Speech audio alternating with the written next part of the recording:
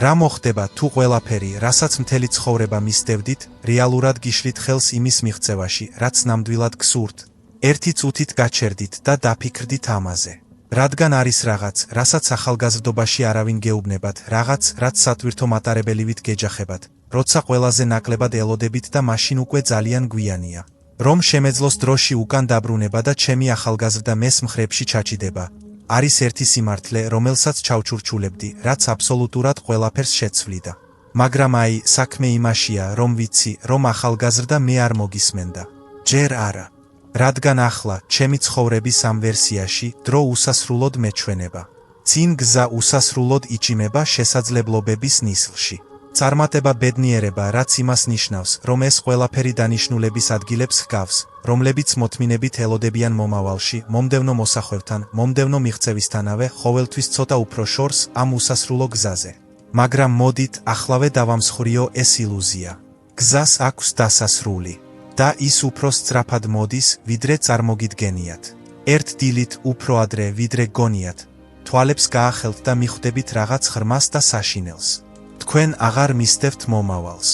თქვენ მასში დგახართ. აი, ეს არის ის მომენტი. და როდესაც ეს გაცნობიერება ცივი ტალღის მსგავსად გეუფლებათ, რაღაც უცნაური ხდება. ის, რაც გეგონათ, რომ ბედნიერებას მოგიტანდათ, მოულოდნელად ცარიელი გეჩვენებათ. ის, რისი დაკარგვისაც გეშინოდათ, აღარ ატარებს იმ წონას, რაც ოდესღაც ჰქონდათ. და ყველაზე დიდი კითხვა, რომელიც თქვენს წინაშე დგას, აღარ არის ის, თუ რა გელოდებათ წინ. საქმე იმაშია, თუ ვინ ხართ ახლა ამ მომენტში. დღეს მე ჩემთან ერთად მოვიწვიე რამდენიმე არაჩვეულებრივი გონება. კარლ იუნგი, ადამიანი, რომელიც ადამიანის ფსიქიკის სიღრმეში ჩავიდა და აღმოაჩინა, რომ ჩვენ ყველანი ვცხოვრობთ როგორც უცხოები საკუთარი თავისთვის.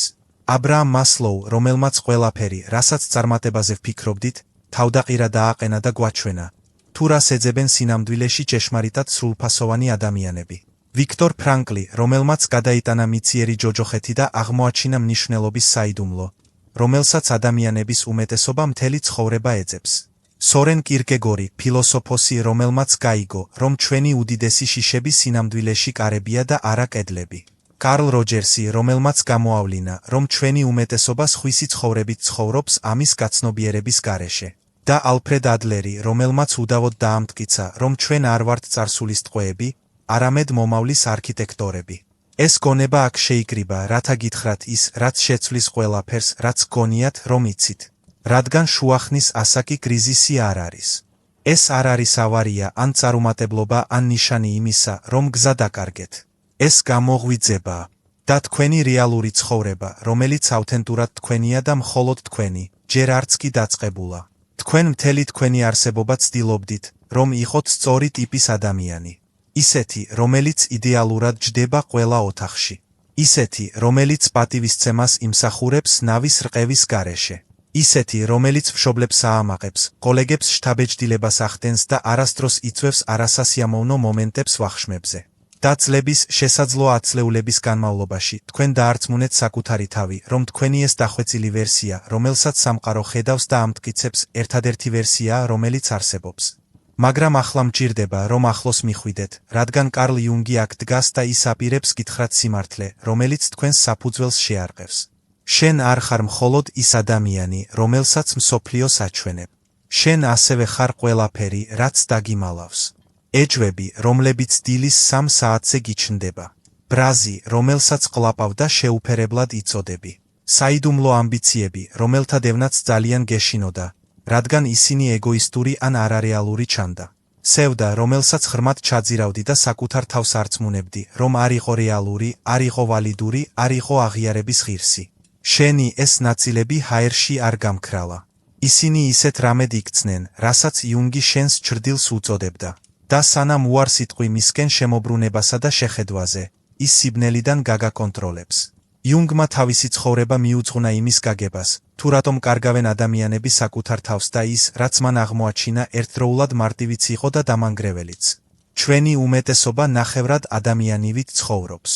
ჩვენ ვატარებთ ნიღბებს, რომლებიც იმდენად კომფორტული ხდება, რომ გვავიწყდება, რომ ისინი ნიღბებია.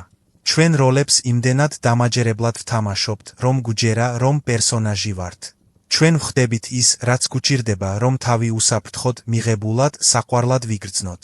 და გარკვეული პერიოდის განმავლობაში, ჩემზე უმცროსი, ეს შესანიშნავად მუშაობს. აპლოდისმენტები მოდის. დადასტურება მიედინება. ცხოვრება მართვადი ჩანს.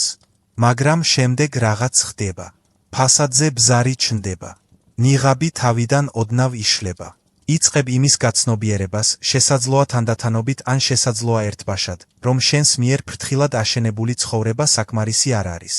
არა იმიტომ, რომ ის ცუდი ან არასწორი იყო.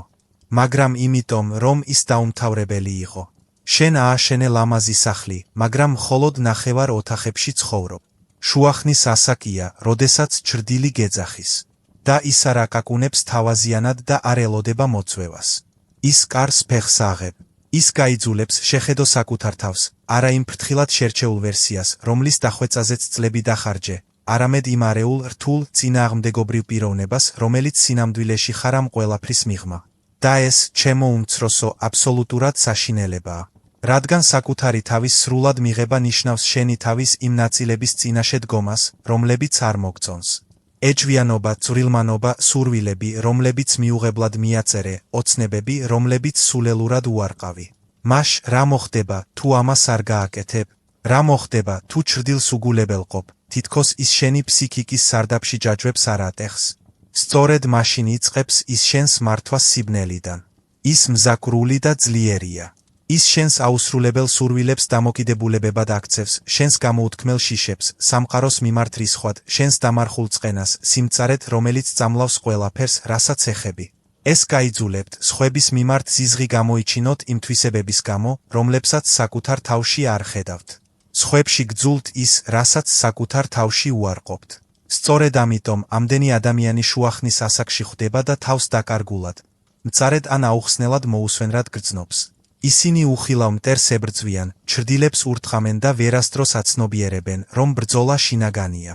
მაგრამ აი, საიდუმლო, რომლის ცოდნაც იუნგს სასოწარკვეთილად სურდა. ჩრდილი არ არის თქვენი მტერი.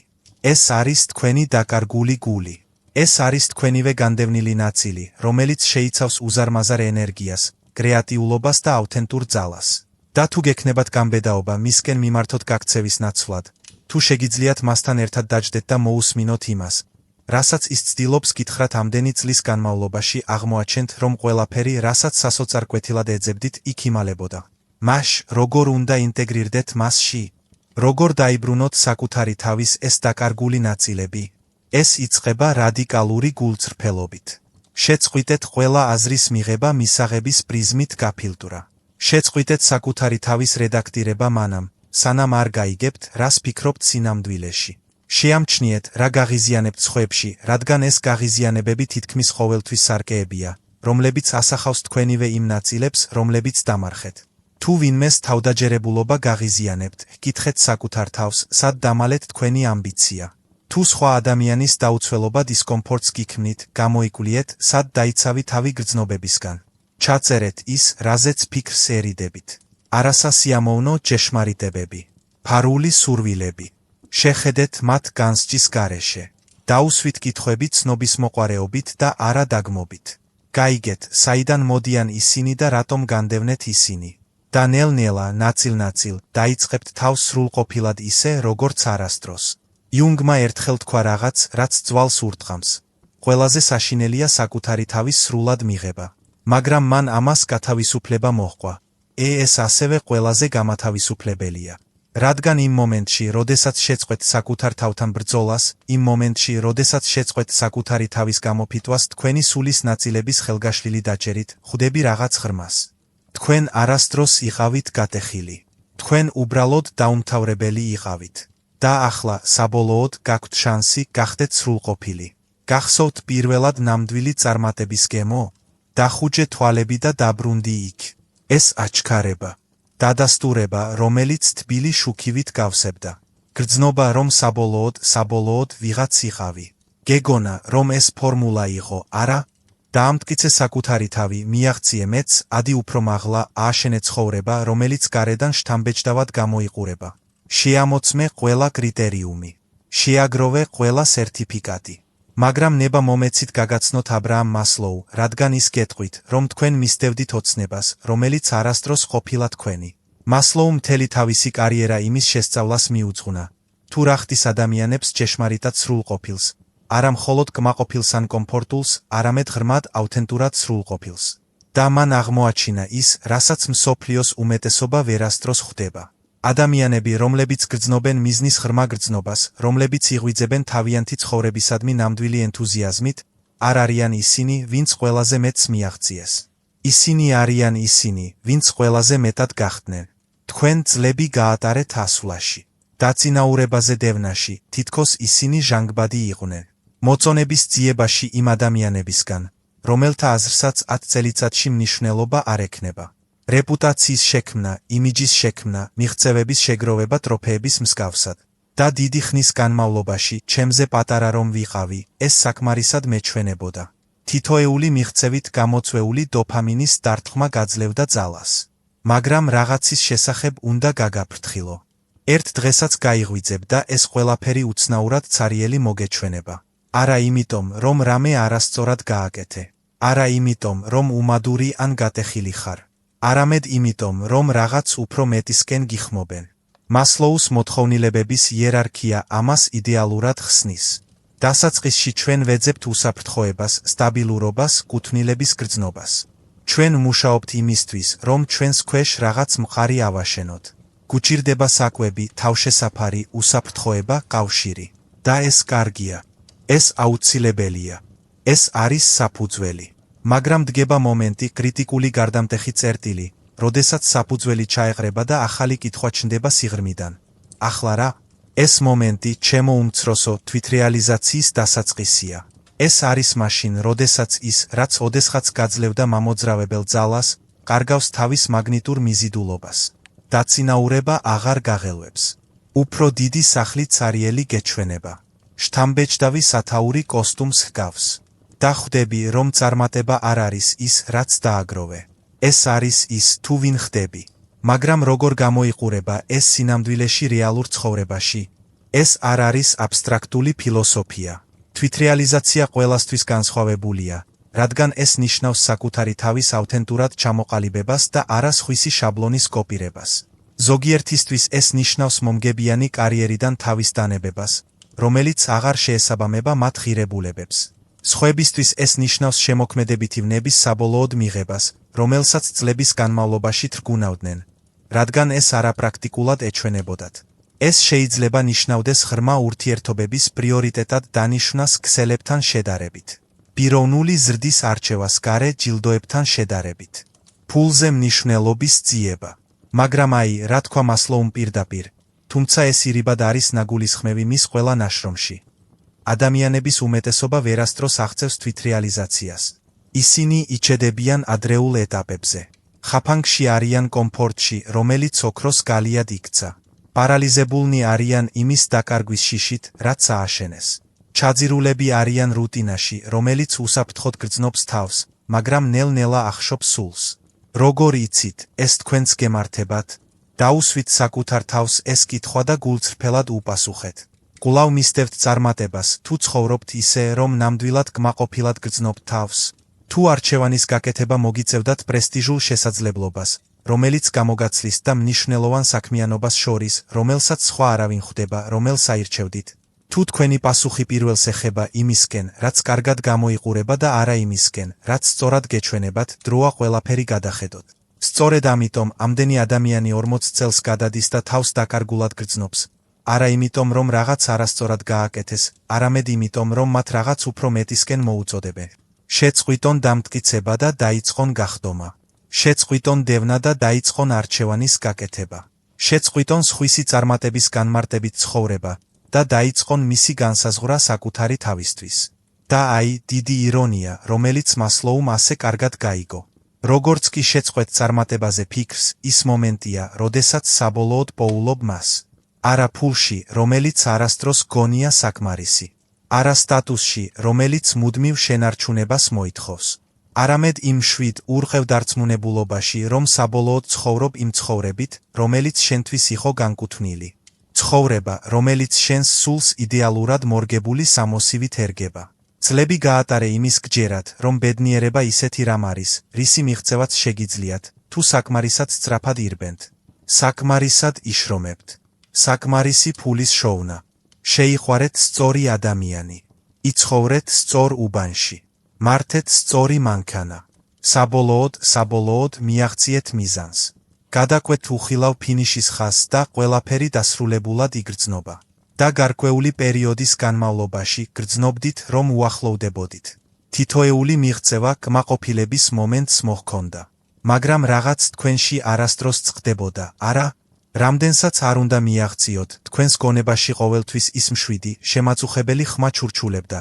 ეს არის ყველაფერი. ეს არის ყველაფერი, რაც არსებობს? მოდით, გაგაცნოთ ვიქტორ ფრანკლი. ის იყო ადამიანი, რომელმაც გადაიტანა ის, რისი წარმოდგენაც კი არ შეგვიძლია ჩვენს უმეტესობას.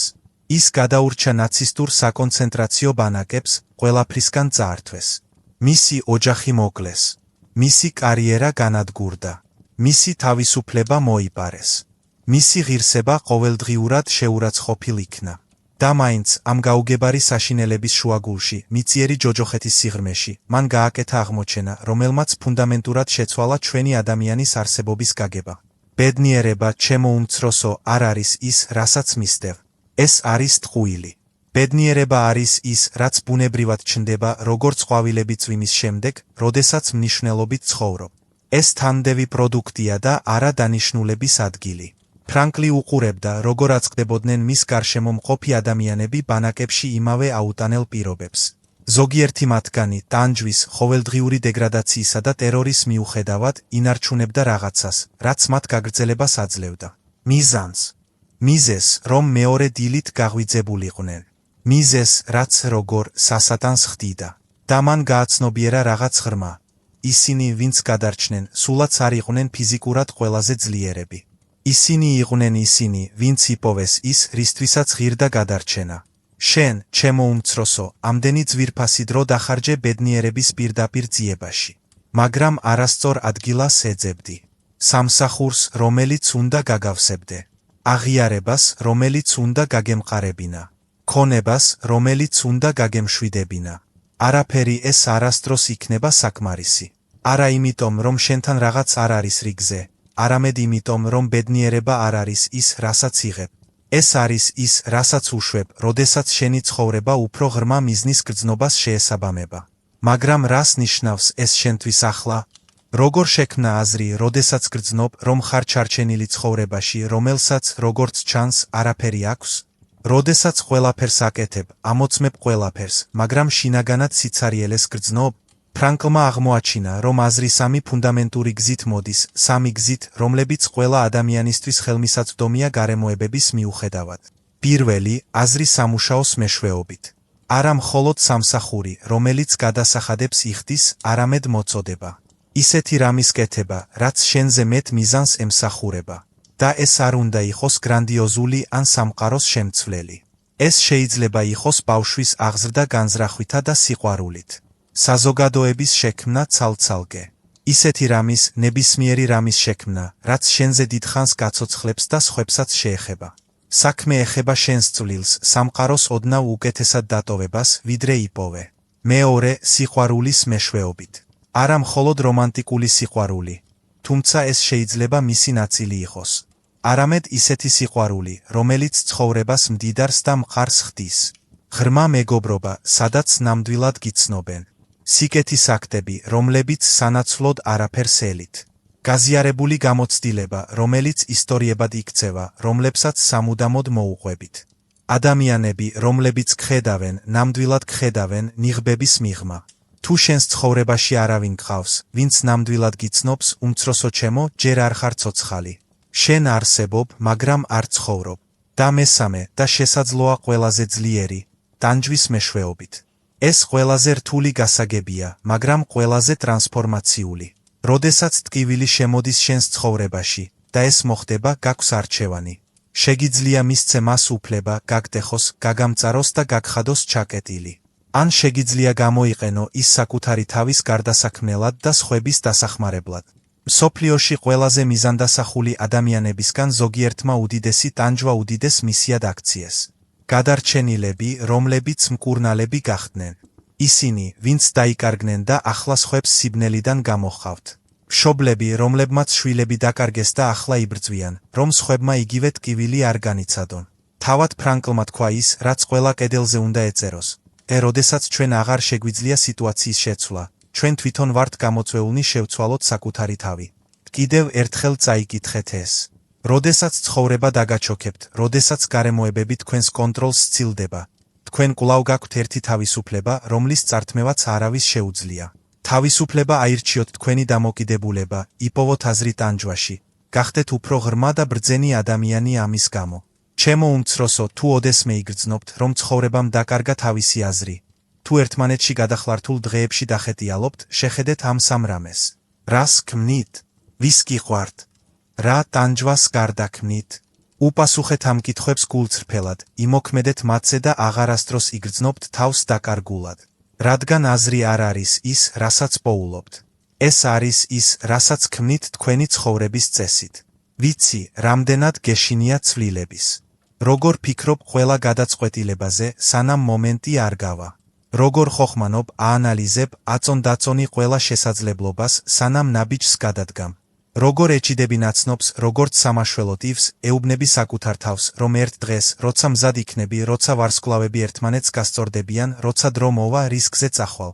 გადადგამ ნახტომს. მაგრამ არასდროს გრძნობ თავს მზად, არა? ყოველთვის არის კიდევ ერთი რამ, რაც უნდა გაარკვიო, კიდევ ერთი გარანტია, კიდევ ერთი ნიშანი, რომელსაც ელოდები. სიორენ კირკეგორმა ზუსტად იცოდა, რა იყო ეს შიში. მან მას თავისუფლების თავბრუსხვევა უწოდა, ის საშინელი, ამაღელვებელი მომენტი, როცა ხვდები, რომ შენი ცხოვრება მთლიანად შენს ხელშია.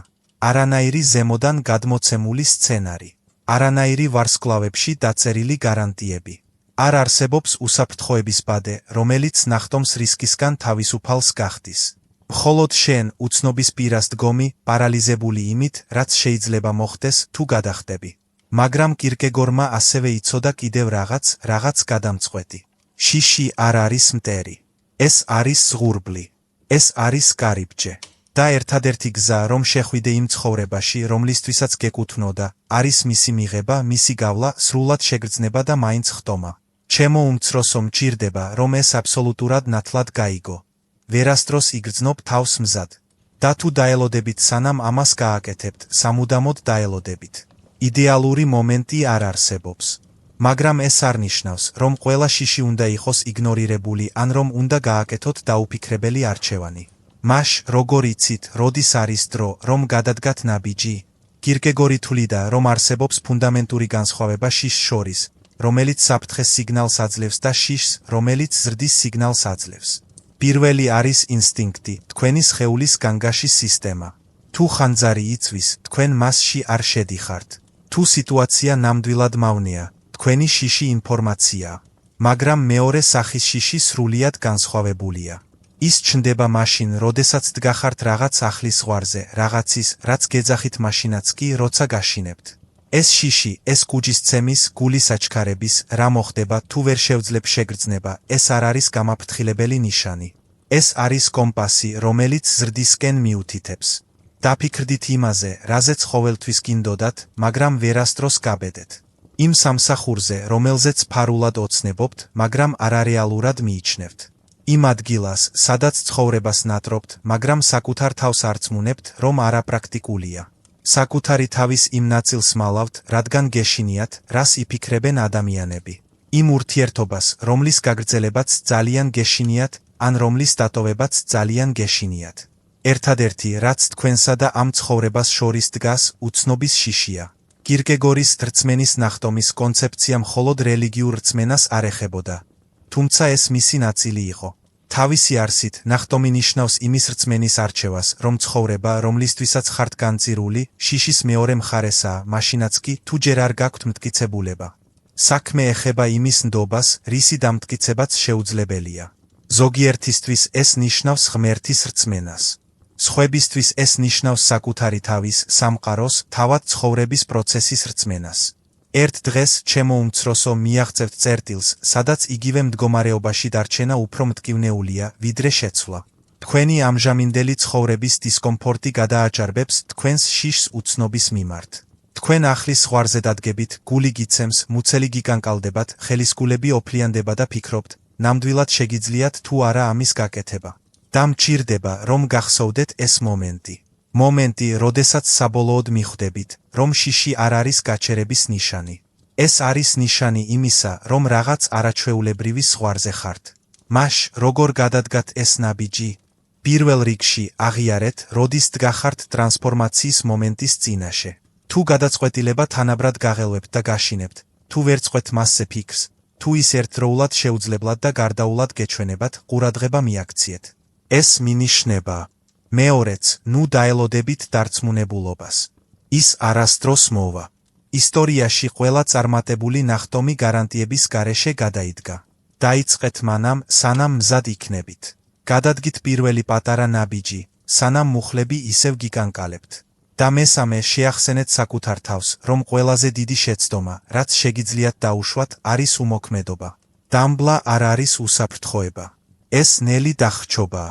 კირკეგორი სასტიკი გულწრფელობით აფრთხილებდა. გაბედვა ნიშნავს მომენტალურად ფეხის აწყობას. არ გაბედვა ნიშნავს საკუთარი თავის დაკარგვას. ნახტომი ყოველთვის შეუძლებლად მოგეჩვენებათ მანამ, სანამ მას არ გადადგამთ. შემდეგ კი, ჩემო უმცროსო, მიხვდებით რაღაცას, რაც ყველაფერს შეცვლის. თქვენ ყოველთვის ფრენისთვის იყავით განწირული. მთელი ცხოვრება ცდილობდით, რომ ყოფილიყავით საკუთარი თავის ის ვერსია, რომელიც სხვებს კომფორტს შეუქმნიდა. დაფიქრდით ამაზე. ნამდვილად დაფიქრდით ამაზე. თქვენ შეასრულეთ როლი, რომელიც მათ სურდათ. თქვით სწორი რამ კონფლიქტის თავიდან ასაცილებლად. გაიკეთეთ სწორი ნიღაბი, რომ მოერგოთ. შეცვალეთ თქვენი პიროვნება, როგორც თერმოსტატი, იმის მიხედვით, თუ ვინ იყო ოთახში. და წლების განმავლობაში შესაძლოა მთელი ცხოვრება დაარწმუნეთ საკუთარი თავი, რომ ეს იყო ის, ვინც სინამდვილეში იყავით. მაგრამ მოდით, გითხოთ რაღაც არასასიამოვნო. როდის იგრძენით თავი ბოლოს ჭეშმარიტად თავისუფლად? კარლ როჯერსმა მთელი თავისი კარიერა იმის შესწავლას მიუძღვნა. თუ რა ხდის ცხოვრებას რეალურს, რა ხდის ადამიანს აუთენტურად საკუთარ თავს. და მან აღმოაჩინა ის, რასაც ადამიანების უმეტესობა ვერასდროს აცნობიერებს, რაღაც, რაც ერთდროულად აშკარა და რევოლუციურია. რაც უფრო მეტად შორდებით თქვენს აუთენტურმეს, მით უფრო დაკარგული, შეშფოთებული და цаრიელი ხდებით. ეს ასე მარტივია და ასე დამანგრეველია. უმცროსო ჩემო, რაღაც უნდა გკითხოთ და მინდა, რომ არ დანებდეთ. თუ მოლოდინებს მოიშორებთ, ყველაფერს, წარმატებისკენ ზეწოლას, სიამოვნების მიღების სურვილს, განსჯის შიშს, ვინ იქნებოდით სინამდვილეში? ვიცი, რომ პასუხი გაშინებთ. იმიტომ, რომ წლების განმავლობაში ააშენეთ ცხოვრება, რომელიც ქაღალდზე სწორად გამოიყურება, მაგრამ ძვლებში არ გეჩვენებათ სწორად. თქვენ მიჰყევით გზას, რომელიც ყველასთვის გასაგები იყო, მაგრამ თქვენთვის არასდროს ყოფილა სრულიად გასაგები. თქვენ მუდმივად ელოდით, როდის დასრულდებოდა ეს პროცესი და ფიქრობდით, რომ შესაძლოა. თუ უბრალოდ უფრო მეც იშრომებდით, მეც მიაღწევდით, საკმარისად დაამტკიცებდით საკუთარ თავს, საბოლოოდ თავს სრულყოფილად იგრძნობდით. მაგრამ ეს ასე არ იქნება. რადგან პრობლემა ის არ არის, რომ საკმარისი არ გაგიკეთებიათ. პრობლემა ის არის, რომ თქვენ არ ხართ საკუთარი თავი. როჯერსი ამას შესაბამისობას უწოდებდა, როდესაც ის ადამიანი, რომელიც შინაგანად ხართ, საბოლოოდ ემთხვევა გარეგნულად გატარებულ ცხოვრებას. როდესაც თქვენს ნიღაბსა და სახეს შორის არ არის უფსკრული. როდესაც თქვენი ნათქვამი ემთხვევა იმას, რასაც ფიქრობთ, როდესაც თქვენი ქმედებები ემთხვევა იმას, რასაც აფასებთ, როდესაც ის, ვინც პირადად ხართ, იგივე ადამიანია, ვინც საჯაროდ ხართ. და ჩემო უმცროსო, აი სიმართლე, რომელიც თანაბრად გაგათავისუფლებთ და შეგაშინებთ.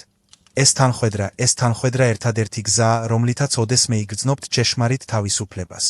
მაგრამ რა მოხდება, თუ აღარც კი იცით, ვინ ხართ სინამდვილეში? რა მოხდება, თუ ამდენი ხანი გაატარეთ იმაში, რასაც სხვები ელიან, აწყობთ, ადაპტირდებით და ასრულებთ, რომ სრულიად დაკარგეთ კავშირი თქვენს ნამდვილ იმესთან? როჯერსს ამაზეც ჰქონდა პასუხი და ის იწყება რაღაც მარტივი, მაგრამ რევოლუციურით. პირველი ნაბიჯი არის საკუთარი თავის ცენზურის შეწყვეტა. ყურადღება მიაქციეთ იმ მომენტებს, როდესაც ავტომატურად ცვლით თქვენს სიტყვებს, ტონს, თქვენს მოსაზრებებს, რათა მოერგოთ ან თავიდან აიცილოთ კონფლიქტი. შეამჩნიეთ, როდის აპირებთ სიმართლის თქმას. მაგრამ შემდეგ შეინარჩუნეთ საკუთარი თავი და თქვით რაიმე უსაფრთხო. ვკითხეთ საკუთარ თავს. განსჯის რომ არ მეშინოდეს, რომ მცოდნოდა, რომ არავინ გამაკრიტიკებდა ან არ გამიშლებოდა, რას ვითხოვდი სინამდვილეში, რას მომინდებოდა სინამდვილეში. მეორე ნაბიჯი არის იმის შემჩნევა, თუ რა გაღელვებთ, რა გიზიდავთ, თუნდაც ეს ლოგიკურად არ იყოს გასაგები. მაშინაც კი, თუ ეს არ შეესაბამება თქვენს მიერ შექმნილ გეგმას ან თქვენს მიერ შექმნილ იმიჯს. ეს მიზიდულობები, ეს აუხსნელი ინტერესები და სურვილები, ეს არის თქვენი ნამდვილი მე, რომელიც ცდილობს თქვენი ყურადღების მიპყრობას. ეს არის ნამდვილი თქვენ, რომელიც კარზე აკაკუნებს და ითხოვს, რომ უკან შემოგიშვან. და მესამე, ივარჯიშეთ რადიკალურ თვითმიღებაში. როჯერსი თვლიდა რაღაცას, რაც ეწინააღმდეგება ყველაფერს, რასაც ჩვენი მიღწევებით შეპყრობილი კულტურა გვასწავლის. ის თვლიდა, რომ ნამდვილი ზრდა იწყება არა მაშინ, როდესაც ცდილობ საკუთარი თავის გამოსწორებას, არამედ მაშინ, როდესაც შეწყვეტ საკუთარი თავის გამოსწორების მცდელობას. როდესაც აღიარებ, რომ თავიდანვე არასდროს ყოფილხარ გატეხილი, უბრალოდ დამალული, უბრალოდ შესრულება, უბრალოდ შეშინებული. ერთ დღეს, ჩემო უმცროსო, მიაღწევ წერტილს, სადაც თავის მოჩვენება დამღლელია. სადაც იმაზეთ დიახ, თქმა, რაც არ გინდა, აუტანელი ხდება. სადაც ისეთ ადგილებში გამოჩენა, სადაც არ გეკუთვნი, ენერგიის ყოველ ღერს წაგართმევს. სადაც ისეთი ცხოვრებით ცხოვრება, რომელიც არ გერგება, უფრო მტკივნეული ხდება, ვიდრე ცვლილების შიში. და როდესაც ეს დღე დადგება, იმედი მაქვს, გახსოვთ როჯერსის ნათქვამი. კარგი ცხოვრება პროცესია და არა დანიშნულების ადგილი. და ეს პროცესი იწყება იმ მომენტში, როდესაც შეწყვეტ თავის მოჩვენებას. იმ მომენტში, როდესაც ნიღაბს მოიხსნი და საკუთარ თავს ხედავ. ყველაზე დიდი ტყუილი, რაც კი ოდესმე გჯეროდა, არის ის, რომ შენი წარსული გახასიათებს. რომ დაშვებული შეცდომები, განცდილი წარუმატებლობები, ადამიანები, რომლებიც გეუბნებოდნენ ვინ იყავი, ყველაფერმა გაკვალა გზა, საიდანაც თავის დაღწევა შეუძლებელია. რომ შენ ხარ ყველაფრის ჯამი, რაც შენთვის მოხდა და ახლა ვერაფერს გააკეთებ ამის შესახებ. ალფრედ ადლერი სხვაგვარად გეთხოვდა. მან მთელი ცხოვრება იმის შესწავლას მიუძღვნა, თუ რატომ რჩებიან ადამიანები უბედურების, უღიმღამოობისა და შეზღუდვების ციკლებში. და მან აღმოაჩინა, რომ ეს არ არის იმის გამო, რაც მათ დაემართათ. ეს არის იმ ისტორიის გამო, რომელსაც ისინი საკუთარ თავს უყვებიან მომხდარის შესახებ. ჩემზე უმცროსმა, თუ გჯერა, რომ წარუმატებელი ხარ, ასეთად მოიქცევი. თუ გჯერა, რომ უღირსი ხარ, ყოველჯერზე იმაზე ნაკლებს დათანხმდები, ვიდრე იმსახურებ. თუ გჯერა, რომ განწირული ხარ ჩიხში მოხვედრისთვის, წინ ვერასდროს წახვალ. მაგრამ რა მოხდება, თუ უბრალოდ რა მოხდება, თუ ეს ამბავი სიმართლეს არ შეესაბამება? რა მოხდება, თუ ეს უბრალოდ ისტორია, რომელსაც ამდენი ხანია საკუთარ თავს უყვები, რომ დაგავიწყდა, რომ შენ წერდი? ადლერმა რევოლუციური რამ იცოდა. ნებისმიერ მომენტში, ნებისმიერ წამს, ადამიანს შეუძლია გადაწეროს თავისი თხრობა. შენ არ ხარ შენი წარსულის მსხვერპლი. შენ არ განსაზღვრავ შენი შეცდომები. შენ არ ხარ შეზღუდული იმ საზღვრებით, რაც ადრე იყავი. შენ ახლა, ამ მომენტში, ზუსტად ისეთივე თავისუფალი ხარ, როგორც გადაწყვიტე იყო. მაგრამ ვიცი, რასაც ფიქრობ, ეს ასე მარტივი არ არის. რა მოხდება, თუ შენი წარსული სავსეა ნამდვილი ტკივილით, ნამდვილი ტრაუმით, ნამდვილი წარუმატებლობით? რა მოხდება, თუ შენი ისტორიის შეცვლა საკუთარი თავის მოტყუებას, რეალობის უარყოფას ჰგავს? ადლერის პასუხი ამ დაბნეულობას წყვეტს. თქვენი წარსული ფაქტია, მაგრამ მნიშვნელობა, რომელსაც მას ანიჭებთ, თქვენი არჩევანია. დიახ, ცუდი რამ მოხდა. დიახ, თქვენ შეცდომები დაუშვით. დიახ, ხალხმა გატკინა ან გაგიცრუათ იმედი. დიახ, თქვენ სხვებს ატკინა და გაუცრუეთ იმედი. მაგრამ განსაზღვრავს თუ არა ეს მოვლენები ვინ ხართ ახლა? მხოლოდ იმ შემთხვევაში, თუ თქვენ გადაწყვეტ, რომ ასეა. წარსული უბრალოდ მოვლენების ერთობლიობაა, დროში უკვე გასული მომენტები. ერთადერთი, რაც მათ თქვენზე ძალაუფლებას აძლევს, ერთადერთი, რაც მათ საშუალებას აძლევს გააკონტროლონ თქვენი აწმყო და განსაზღვრონ თქვენი მომავალი, არის ის ისტორია, რომელსაც მათ მიამაგრებთ. მაშ, როგორ შეცვლით სინამდვილეში ამ ისტორიას? როგორ გადაწერთ ნარატივს, რომელსაც საკუთარ თავს წლების ან ათწლეულების განმავლობაში უყვებოდით? პირველ რიგში, დაუპირისპირდით მას. ჩაწერეთ თქვენი შეხედულებები საკუთარ თავზე, რომლებიც მეორდება. მე ყოველთვის ვერ ვძლებ, მე საკმარისად კარგი არ ვარ. მე არასდროს ვიქნები ბედნიერი, მე დაზიანებული ვარ. ჩემთვის უკვე გვიანია. ახლა ჰკითხეთ საკუთარ თავს. ეს ობიექტურად მართალია, თუ უბრალოდ ის, რასაც ამდენი ხანია ვიმეორებ და მჯერა?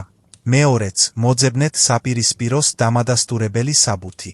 თქვენი ტვინი შერჩევით აგროვებს თქვენი ნეგატიური ისტორიის მტკიცებულებებს და უგულებელყოფს ყველაფერს, რაც მას ეწინააღმდეგება. ამიტომ, შეგნებულად მოძებნეთ საპირისპირო მაგალითები. იპოვეთ თუნდაც ერთი მომენტი, როდესაც წარმატებას მიაღწიეთ, სადაც ძლიერი იყავით, სადაც სირთულე გადალახეთ. შემდეგ იპოვეთ სხვა. და კიდევ ერთი. ეს მომენტები ისეთივე რეალურია, როგორც თქვენი წარუმატებლობები, მაგრამ თქვენ მათ უგულებელყოფთ. და მესამე, დაიწყეთ ისე მოქცევა. თითქოს თქვენი ახალი ისტორია უკვე სიმართლეა. ეს არ არის ყალბი, სანამ არ შექმნით მას. ეს არის იმის აღიარება, რომ თქვენ ხდებით ის ადამიანი, ვის ყოფნასაც პრაქტიკებთ. თუ გჯერათ, რომ შესაძლებლობები გაქვთ, როგორ მოიქცევით, რას იტყოდით დიახ, საბოლოოდ რას დაშორდებოდით? თუ გჯერათ, რომ სიყვარულის ღირსი ხართ, როგორ მისცემდით ხალხს უფლებას, მოგეპყრონ? თუ გჯერათ, რომ თქვენი საუკეთესო წლები წინ გელოდებათ, რას დაიწყებდით დღესვე? ერთ დღეს, ჩემო უმცროსო, მიხვდებით, რომ თქვენი წარსული მხოლოდ მითითების ადგილია და არა საცხოვრებელი ადგილი. რომ კალამი ყოველთვის შენს ხელში იყო, მაშინაც კი, როცა გეგონა, რომ სხვა წერდა შენს ისტორიას.